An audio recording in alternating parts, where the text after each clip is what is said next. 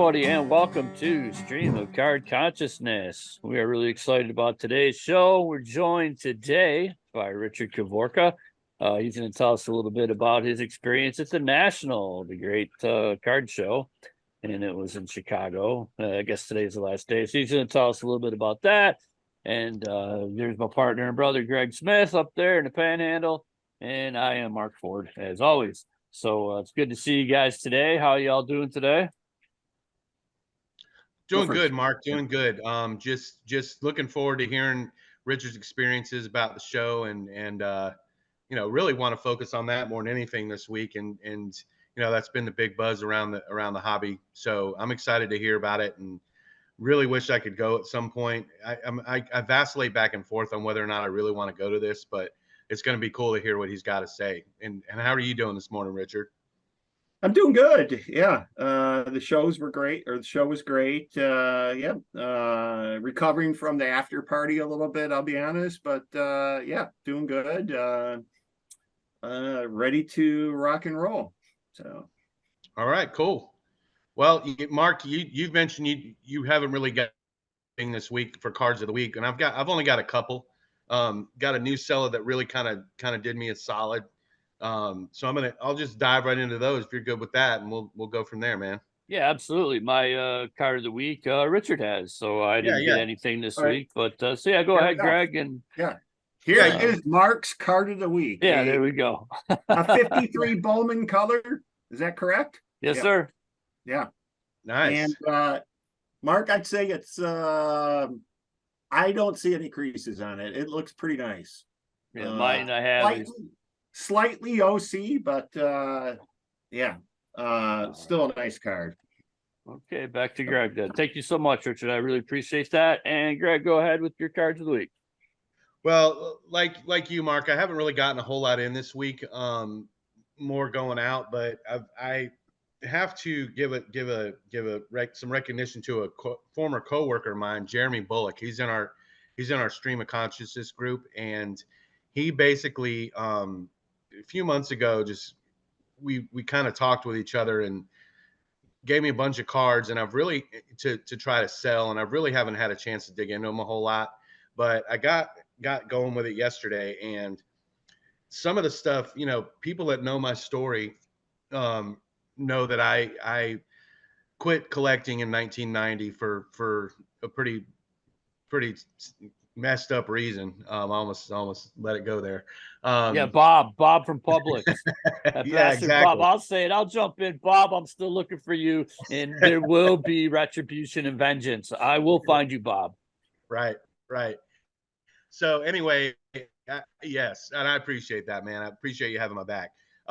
After that, I just didn't really do much. I had a brief spot in '93 where I was collecting Magic cards, Orlando Magic cards, because of their success with Shaq and Penny.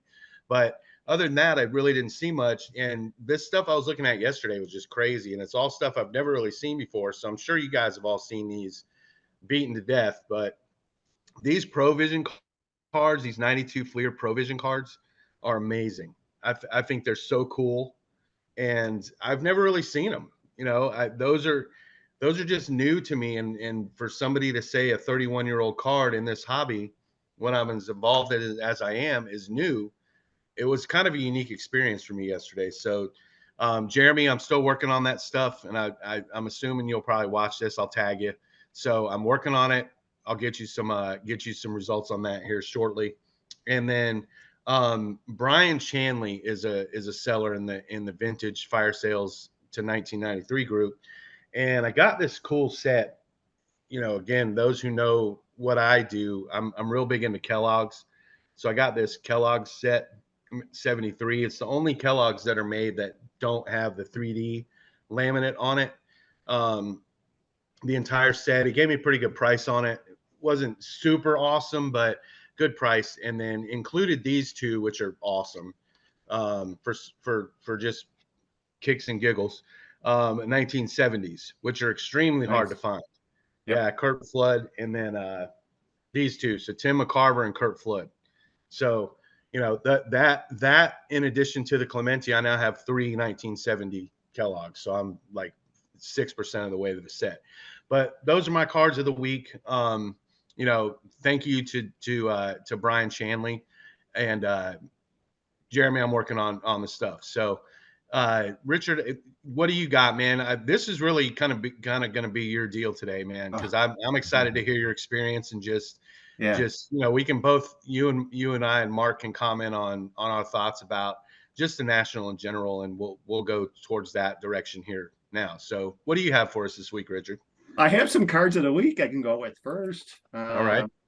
So I do have one which I shared with you, Greg, but it's actually off. I dropped it off at SGC mainly because I want to protect it in a slab. That big one that I bought. So I know perhaps I'll save that one for another show if I don't mess this show up too much. You guys will have me on again. Yeah. So here's my everybody knows, or most people know, I'm a set builder. Here's some 67 high numbers I picked up Friday at the show. 67 Brooks. Nice. That's a tough one, man. Probably $40.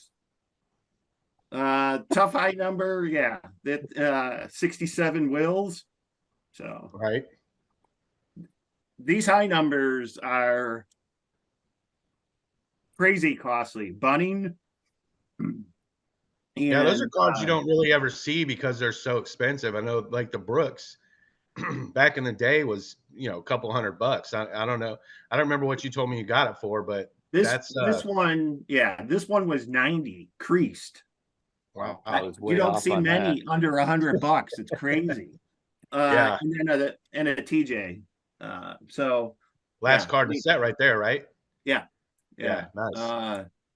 This was the lesser condition one, and it was 43. So, and then the bunning, I think the bunning's pretty sharp. I believe this one was 70, but man, I got 10 off of all of it. But wow. Yeah. So the thing with the national, in my opinion, is, and I got a list of some crazy things I observed. But the thing with the national, in my opinion, was if you're going there for bargains, you're probably not going to find them. I mean, maybe today on the last day. But if you're going there for unique, hard to find things that you really want, and you're not concerned about maybe paying a little bit over what they might be worth, you're going to find them. There's some really unique stuff there. Mark, I saw probably almost every Luke Easter card. Brian Zialanka bought, I think, a 50. Sure, I'm not an expert on 51s, but he completed his run. There was probably almost every Luke Easter card there. Got a list of some crazy things. I posted a Ronald McDonald uniform. Someone actually bought that for $5,000. Somebody was selling a 56 Banks pin, Topps pin, 1956 Banks. I do have a picture of it, so I'll send to you guys, or I can even post it. I never even knew that existed until yesterday. He wanted $250 for it. I passed on. I have no idea if that price is good. It seemed high to me. Another guy selling a Larry Holmes chair that he sat in sometime during like a corner chair, a big leather chair for $1,200. Okay. So, and then Greg, you pointed out to me the 10 1971 sets. Like you said, those are still going to be there. $37K for 10 complete 71 sets. That's insane. Yeah, that's insane.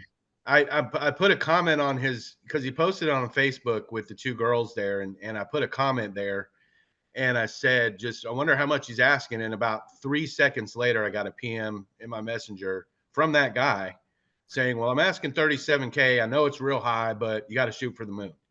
And I was like, okay, so it's super high and you're still shooting for the moon.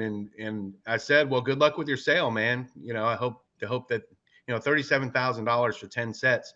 He wasn't willing to break them up either. So I was just like, okay, that doesn't make any sense. So anyway, but and I mean, the interesting thing was, Greg, it looked like and they couldn't really tell me. One of the ladies I was talking to, I said, are they 10 separate sets, or are they 10 of one card and then on to the next one. And it looked like that, where they had tens of each card in a Yeah. sheet.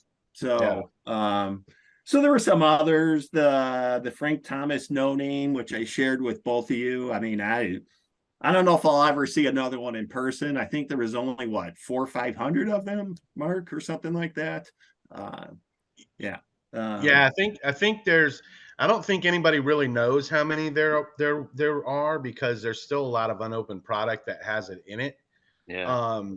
But yeah, there's not a ton of them, and if you can find those, I mean, I mean everybody knows how much those are. So, That's a you lot of know, money. Mark, that's one of your favorite cards, man. That is my favorite. One of my favorite cards is that Frank Thomas rookie, and yeah, that's my wheelhouse. You guys can talk about 71 tops, and I kind of spaced out there a little bit. And then I heard 90 tops, Frank Thomas, no name. I perked up a little Well, bit. I'll tell you what, Mark, you want Yeah. me to go back? I'll go No, back and that see if was I can get that actually guy.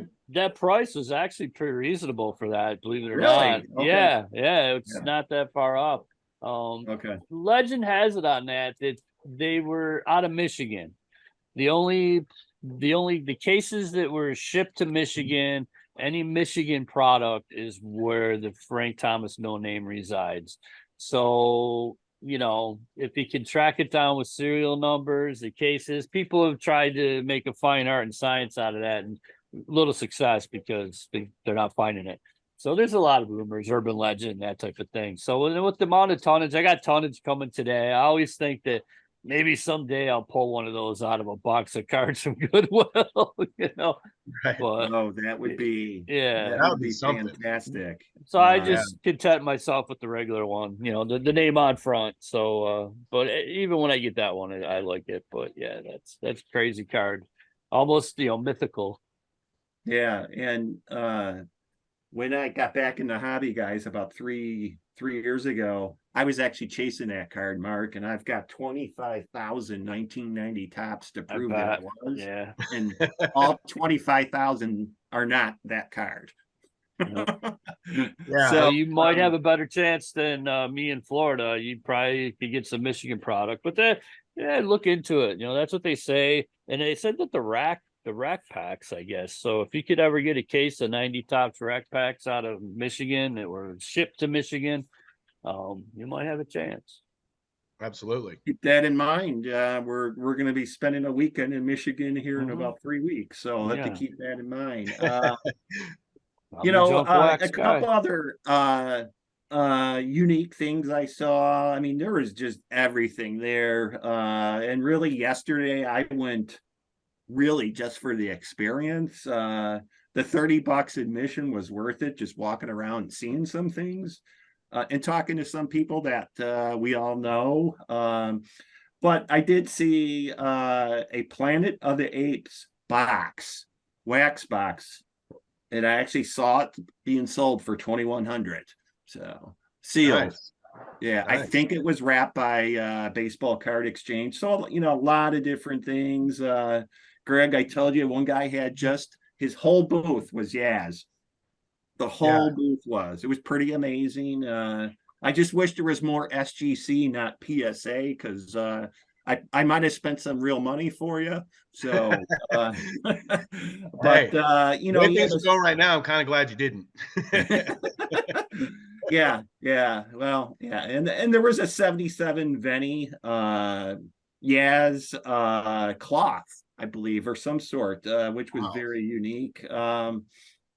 You know, the show overall was a great experience. It was hot, but it wasn't unbearable. And I felt like yesterday they said that each day it got better. I mean, that place is just massive. And so I don't know if it was as much about the actual air conditioning not working or the crap load amount of people there. Yeah. But it was good. Like I said, you know, if you're looking for deals, you might find a deal on lots of cards, etc. But if you're looking for a good deal on a singular card, you're going to have to bargain. A lot of the dealers certainly were willing to bargain. I need a 67 Joe Negro high number. Guy wanted 195 for it and wouldn't budge. I just kept walking. So, Right. but that it was great. I'd love to have you guys come. There's room in my house, so I'd love to have you guys come next year in Cleveland, the following year back here, and I don't know where they're going to be after that. Yeah. Did You guys you have questions on anything from the show you've seen or observed? Yeah, I got a good question. Did you see any of the alleged heavy hitters? Like, did you see that Mike Moynihan or like Eric Jabs or any of these, the channel creators? They're now, quasi celebrities out there.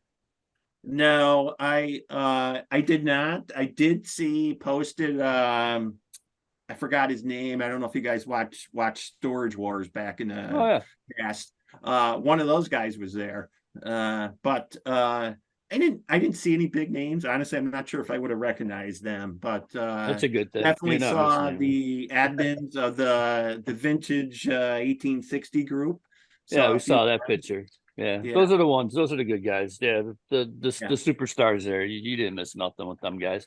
Yeah. They'd have bored you to death, and Yeah. tried to And sell you. They did try to sell you a fake rock autograph, probably. Yep.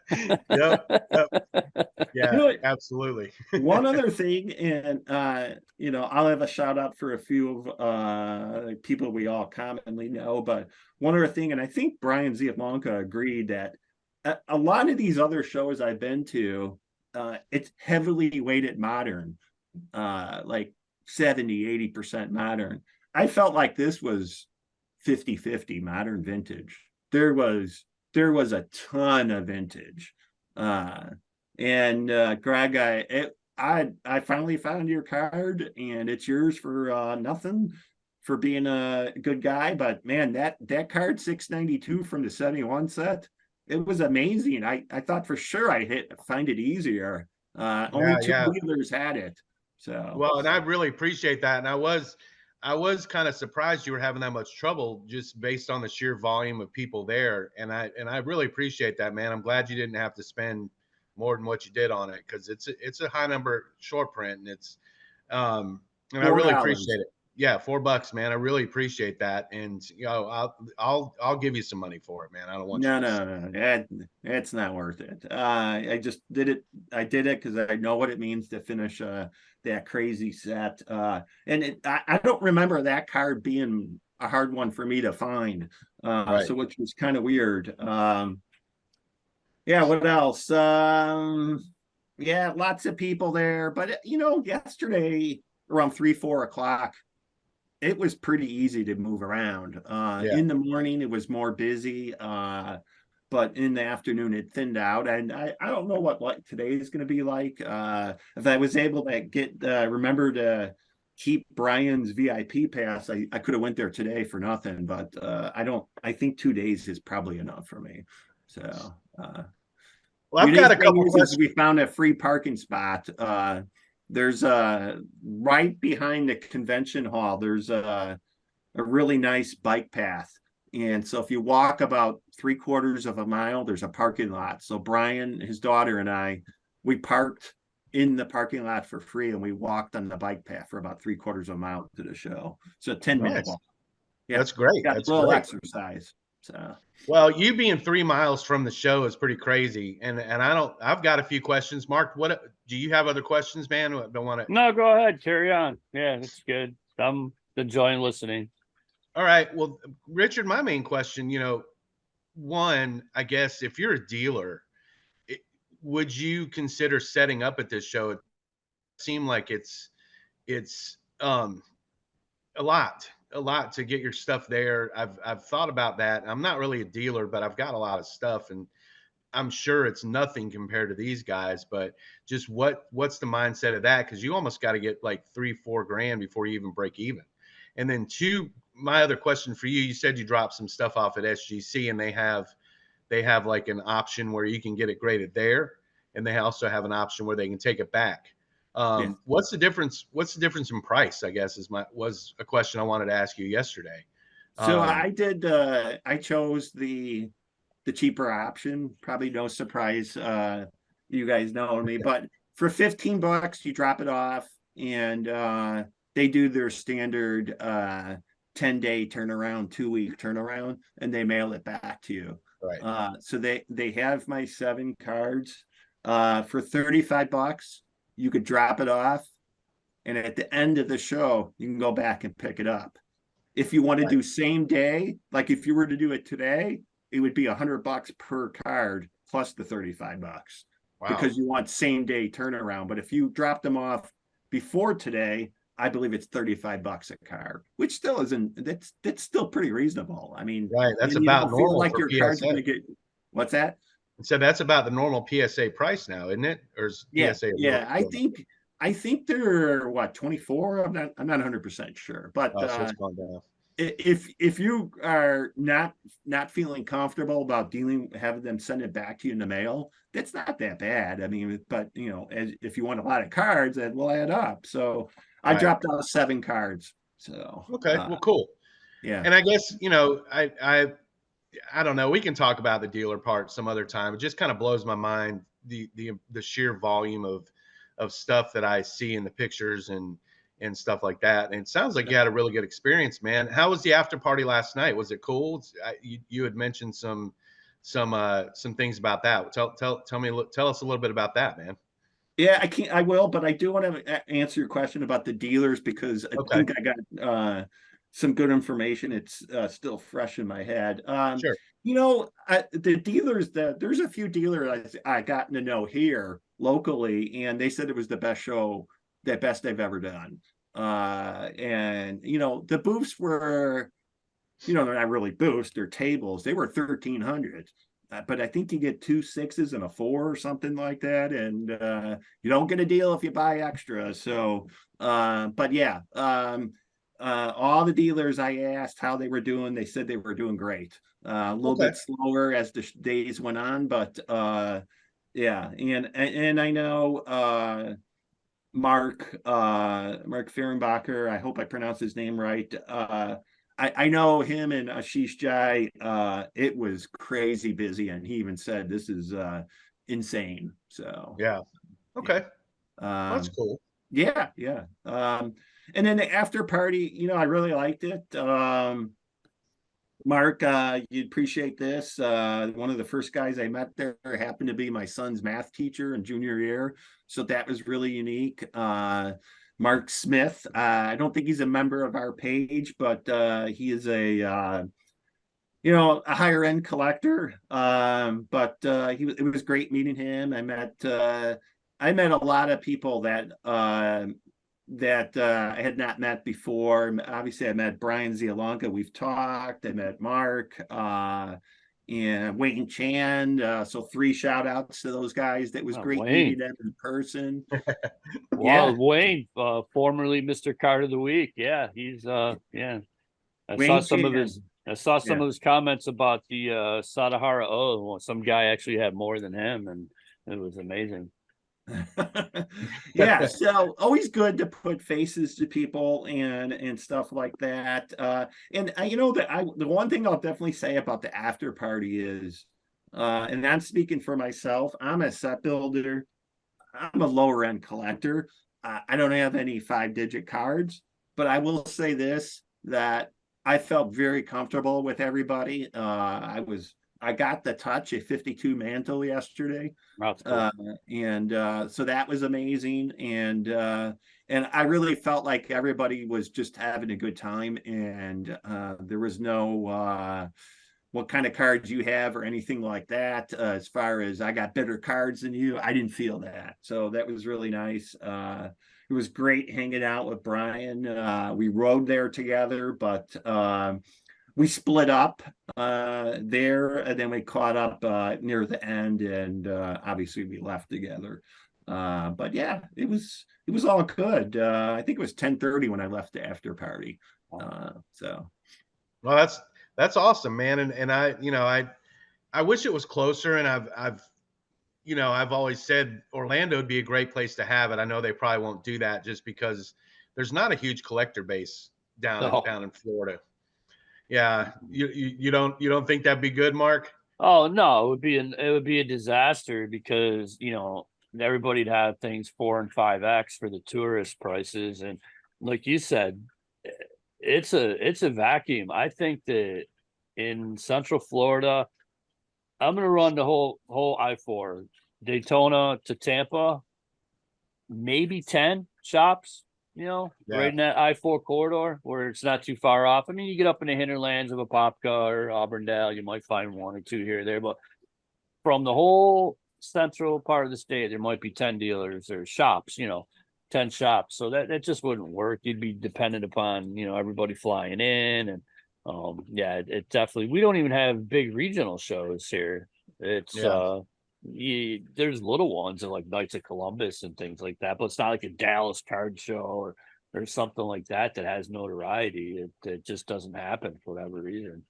Right. That's why I'm so dependent upon the internet to get a lot of my material, my cards. And it's good that like in our group that there are people at different levels of collecting and selling, but we all work together. And like Richard said, nobody's looking down at me because I'm like the junk wax guy. Nobody's looking down on this. We all work together. And I'm always going to keep looking out for Luke Easters. Yeah. I love what's fun some of is the regional when you're ones. spending someone else's money, that's okay too. So. Yeah. Well, you did good on that, Richard. I've been looking for a good 53 Bowman color for a long time, even on eBay, and they're just not there. The condition, I've been looking for probably 6 months because and there's just the condition isn't there, and the one that you got looks great, and I could pay that for something that's all ratty up and tore up. And so that was a great find. It was a great score. I'm really happy with that. So that kind of and then I can pass on the one that I have to somebody else, that's trying to get it. And I'll give them a great price on it, probably charge less than I paid for it just so they can have a Luke Easter. Yeah. How many yeah. How many different how many different Luke Easter cards are there? I mean, it's got to be limited. Does he have like 50 dandy chips? Yeah, he's got a dandy chip. I think there's like a Bonds bread or something. Bonds bread, yeah. And then there's another regional. There's 3 or 4 regional ones. There's one from Buffalo. That one I've seen. I gotta sell some more quarter cards to afford it. There is one from when he played in Buffalo. So, but the mainstream issues are 51 through 54 Bowman, and the 51 tops Redback through 54 tops. So there's not a lot of cards. And I'm fortunate. Did they have that series that came out in what 77? What the TCMAs? No, of the Negro. Renata Galasso. Oh, the Laughlin Black Stars. Yeah, did they make one for him? No, he's not in there. If he was if he was in there, being that that's kind of my thing, and I've gravitated towards that now, I definitely would have that. I wouldn't even worry about what it costs. So, I saw a grand total of 0 of those cards. They are, like we were talking on the last show. They're rumored the 78 set is 250 and 74 is less than 1,000. So it is super, super, super rare. And I'm building it. I've actually got 3 or 4 now. So that's like kind of my new 1,000 sets printed. Yeah, 74 was more the 78, the run from 78. Which I like the 78s better than the 74. I think that they're less caricaturist, if that's the right word to use. It's rumored that there's only about 250 total sets of the 1978. 32 cards in the set, 32 cards in both sets. Some are the same players, some are some different players, so it's not totally unique to each set. And the first one was 1,000. The price was like $1. You get it. You could get it because 32 cards back then. You're talking 74 was $1. You could get it through the magazines, mail order, and then a few dealers he sent some to. And then the 78 was like 250, and that was $3.50 in 78 for that one, and 32 cards. So, and that one's rumored like 250 sets total.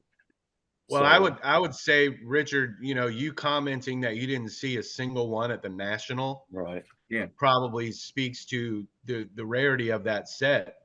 I'll be honest, Mark, I'd never heard of it before I met you and started talking to you, and it's really pretty amazing looking. Yeah, it's great. And the history that's behind the set too just makes it something that, if I ever finish Yastrzemski, that might be something I might look into too. Seems pretty pricey. It is. The commons are, I just picked up another one. I forget who it was, but I mean, they're not, commons, they're all superstars of the Negro Leagues, but like a Ted Trent, I paid $7 for that, and the condition was and then I forget who I got yesterday, but it was pretty nice card, but it was like $10. Right. Your low end graded and 7s and 8s are going to be $50-$60. Anything, well, even an 8's hard. So basically, like your 6s and 7, 8 and above, you're talking triple figures, 100, 200, 300. Satchel Paige, and like a 9 is like over $1,000. Wow. Yeah, it's crazy. Well, that's considered to be his true rookie card, the 74, because there were no, well, not his true rookie card, but I mean, some of the other ones, that's Satchel Paige. Some of the other guys in the set, like Gibson and things like that, they didn't have cards out. I mean, Satchel did, but even though the Satchel Paige was like $1,000. Well, that's a cool set, man. I'm going to definitely dig into it a little bit more. Richard, what else do you have for us from the National, man? It sounds like you had a pretty good time overall. What, scale of 1 to 10, man. And I know you live like 3 miles from it, so it's probably a little bit different experience for you, just being able to pop in and out, kind of. Yeah. Scale 1 to 10, I'd probably give it about a 7 or 8 at your leisure, but 7 or 8.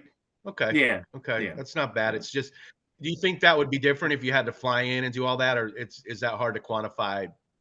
I don't know if I'd fly in. Cleveland, I was talking to Brian about Cleveland, and I said, that I could drive to that, and I can make that, if I can make that into like a family thing where even if the kids go to, I think Cedar Fair is probably in that ballpark as far as that area. They'd love to go to that. Rock and Roll Hall of Fame. Rock and Roll Hall of Fame. Yeah. Well, that's true. They'd love to do that. I know. So that may be something we do. But last year was in Atlantic City. No, I don't see myself flying. I think the reason why this may have been the most attended show was because we're coming out of COVID. At least I hope we are, and it's a centrally located area too. So you're getting people from lots of places. So Well, I met a guy that drove down from Milwaukee to get one card. Wow. Card number 588 from the 73 set, Greg. That checklist. He said I can't find it anywhere, so I'm driving from Milwaukee to here. Wow. So he got it. I imagine we've probably seen that about 500 times in the Facebook group, maybe, but anyway, well, it sounds like you had a good experience, man. And I appreciate you coming on. And I know Mark does too, and telling us how it was. It's always interesting to hear people's perspectives on big shows. And, it's hectic enough going to the little shows that we go to. I imagine that was just like sensory overload. So, we messaged Greg, and when I first got there, man, I'm like, this was like, to me, Black Friday overwhelming. It was crazy, except they weren't Black Friday prices. Right. But I think if you're able to weather that craziness and don't and know that you're not always going to be able to see what you want to see unless you feel like fighting through 2 or 3 rows of people, but some people didn't want to move, and so you just go to the next table. I felt like all the attendees I talked to were great, very polite. A few of them do other shows here, so it was great to see them. Definitely would go again in 2 years when it's here. You guys are welcome to stay here. Got a big basement. All right, cool. Big finish Mark, do you base. have- You guys got to get into a road trip together. Yeah, I know. Yeah, we I got know. another roadie we got to make too. So maybe we can route our way up there. We got to go to Atlanta and see Clarence Scott. So we got to work that one out. But Yeah, you said he called you yesterday. Is he doing yeah, okay? yeah, he's doing good. We got to go see Clarence. He's just chatty, man. He's the best dude ever. I love Clarence. He's like, yeah, I mean, that would be like my shout out of the week, especially going into the new school season starting up here. Got a week of training and stuff, and then the kids come back like the 10th or something like that. You know, when a former NFLer who is as awesome as Clarence Scott reaches out, gives you a call, tells you keep the faith, carry the fire, hang in there. I'm proud of you, brother. And I love you. It's just unbelievable. I just can't even put into words like how much I love Clarence Scott. I mean, he's truly, honestly, like a brother. Yeah. And that's through cardboard and just the show and meeting people, and it's just amazing. I never thought like when I was a kid that I'd be so fortunate. God rest Frank Thomas and a few of the other ones that I've been fortunate enough to be friends with. But I mean, Clarence is just an amazing man. So anybody, I urge you, if you want to write Clarence a note and you put your phone number in there, he'll call you. He will call you. Funny. Awesome. He'll tell you all about Sam Ritigliano, won't he? Oh, I don't know if I've ever told the story on it real quick. So Clarence, every time I talk to Clarence, I talk to Clarence every week, every Wednesday. Usually calls me on Wednesday.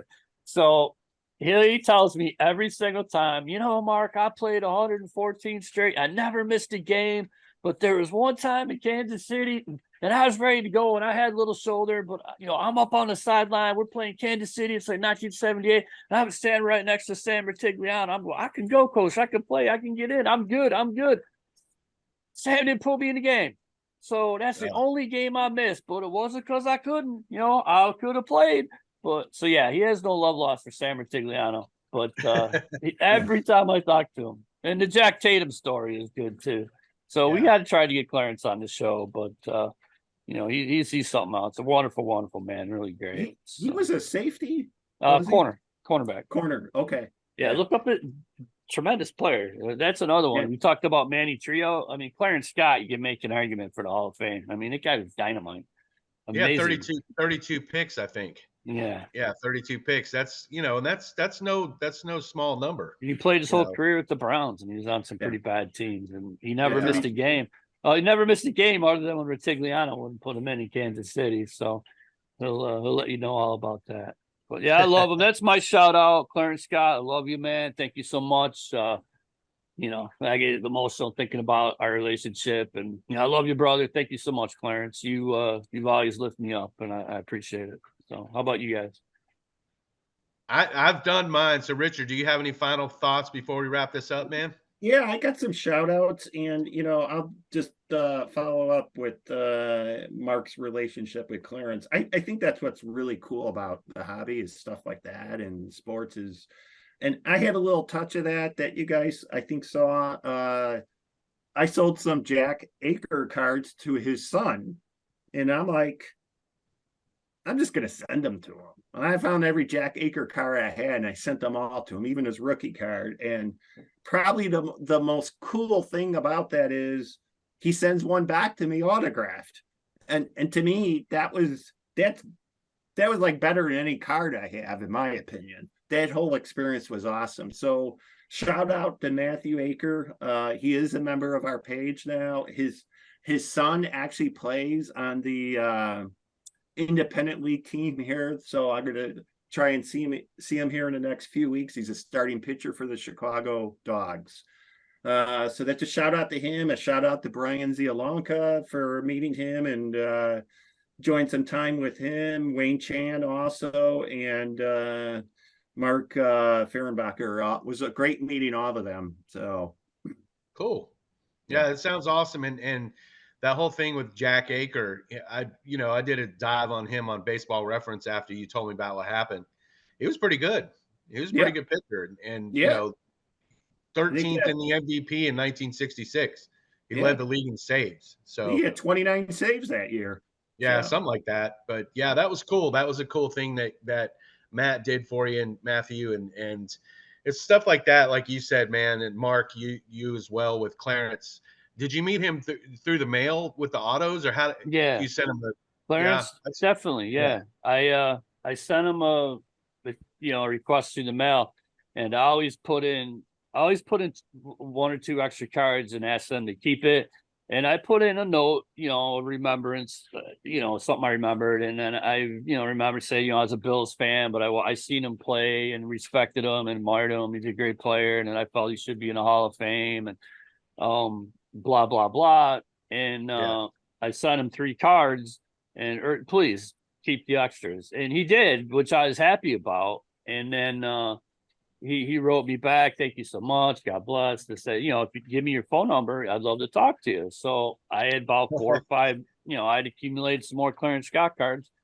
So I sent him like 5 cards, a letter back, thank you so much, blah, blah, blah. And gave my phone number. And, right. Guy calls me on the phone, right? I'm like, That's awesome. I see this I'm like, what? So, hey, Mark, this is and when I write a note or something, I try, it's heartfelt. And I said, thank you so much for your friendship. I love you, brother. I said, love you, brother, Mark Ford. Yeah, this is your brother, Clarence Scott. And I'm like, holy cow, and thank you so much. Awesome. And he's just like, that means a lot to me that you said that. And then we just started talking, and he was telling me football stories. But then I found out that his wife was a principal in a school, and we had the teaching connection, and just we ended up talking for like an hour, and a little of it was about football. And then he just calls me like every week. It's amazing. We're genuinely, it's like me and Greg here is like me and Clarence, and God bless the internet and all that. And it's real. It's not baloney. I was going to say something else in honor of Clarence. Clarence wouldn't like me swearing. So there you go, brother. Okay. You just pulled it back. So that's an example of the power. So yeah, I sent him an autograph request, put a heartfelt note in there, and he responded. I gave him my number. He called me, and now I always feel a little goofy calling them guys because like I don't want to intrude. I have called Clarence a few times, but like when I would call Frank, I'd always feel like I want to call him, and I don't want to intrude, and it's all right. So yeah, I'm lucky. I think if you visit him, he's gonna he'd be thrilled. Yeah, I promised him we would get up there. Honestly, I'm gonna wait for like the fall because it's just super hot down here. No, I was gonna go this summer. Me and Greg's gonna go with me, but probably when I get some time off, maybe around Thanksgiving time. And we got it set up. I know what kind of food he likes, so I'm gonna take him and his wife out for lunch or dinner, and hopefully we can maybe do a little interview and get him on the show and stuff like that. And that's an example too. I could get him on the show, but I don't want friendship is more important. So if I could be sitting across from him, or you can just get me and him hanging out with Greg, and that's different. But I don't want to take advantage of my relationship. But I know a lot of Greg knows. I know a lot of people, I'm lucky. I've been blessed to be in probably 50 pro athletes, that I consider myself friends with. And, but I'm not going to take advantage of that, So. Sure.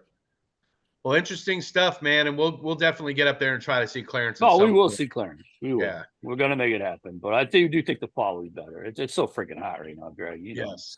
It's unbelievable. Yeah. I don't want to take him out, and he is an older guy. So. Right.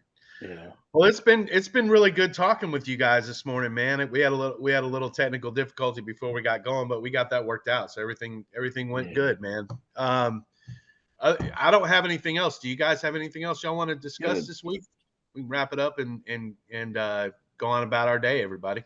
Yeah, I just want to thank Richard for joining us and giving us the bird's eye view of the National. That's something that we don't get to see. So thank you, Richard, so much. Thank you for the Luke Easter 53 Bowman color and for coming on the show and being a part of the family. Yes, and thank you. Very happy to do that. And love to one day where we can possibly go to a show or something together. I think that Definitely. would be kind of cool. So Well, I Hey, appreciate you giving me 692, man. And we, you know, limited time that we all have in our daily lives, we'll do our best to try to make that happen at some point, man. yeah, yeah, and that the one funny thing about that 692 is I actually saw more 52 mantles than that 692. It's crazy. Yeah, that is kind of crazy. It's different budget, but yes. Yeah, Um, yeah. and I really appreciate it, man. I appreciate No, both of you no, guys. Y'all, I'm through. I think Greg, and I know we're gonna go. I think you and I were talking about this a couple times. I talked about it with Brian. I think Mark is definitely has the same perspective. But I think you get more by giving, and you really do. And it just, I'm not, you have the $4 card or whatever. So, and that if you come with that perspective, you'll get more by just giving, in my opinion. amen. Amen, Uh, I brother. agree. yeah, yeah. I've been blessed. And I learned Yeah, that from both of you guys. yeah, I've been So, blessed. Bobby, uh, Life has been good, and especially teaching and being where I am, I have a greater appreciation for things I took for granted before. So yeah, yeah, exactly. I'm glad to hear that. So yeah, definitely. That's amen. Preach, brother. Yeah. Preach. Amen as well, man. And you know, doing this show and talking with you guys and the Facebook page has really kind of made me readjust my priorities and what my objectives are with collecting and with the hobby in general. So thanks to both of y'all as well. And y'all have made me kind of reassess what I'm doing too. So I appreciate it. And on that note, I'd say we wrap it up and All we'll go right. have a good rest of the Sunday, guys. all right. Okay, everybody. See you later. Thanks. Thank you. Yeah. Have a good Have a Sunday, good one. everybody.